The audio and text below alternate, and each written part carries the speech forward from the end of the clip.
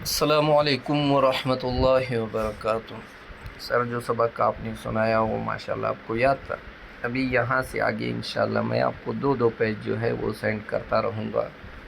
तो जितना आप मेहनत और कोशिश करेंगे इंशाल्लाह जल्दी हमारा कुरान मजीद जो है वो मुकम्मल हो जाएगा। बिस्मिल्लाहिर्रहमानिर्रहीम।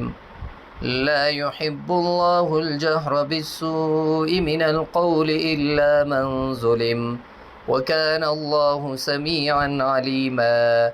إن تبدوا خيرا أو تخفوه أو تعفوا عن سوء فإن الله كان عفوا قديرا. إن الذين يكفرون بالله ورسله ويريدون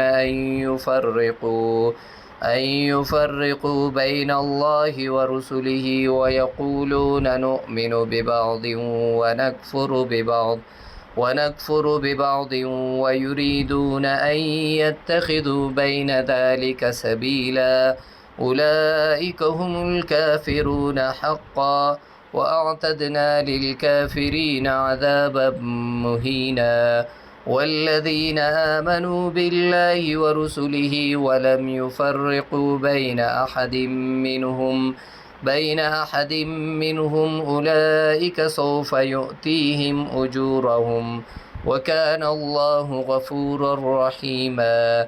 يسألك أهل الكتاب أن تنزل عليهم كتابا من السماء فقد سألوا موسى أكبر من ذلك فقالوا أرنا الله جهرة فأخذتهم الصاعقة بظلمهم ثم اتخذوا العجل من بعد ما جاءتهم البينات فعفونا عن ذلك وآتينا موسى سلطانا مبينا.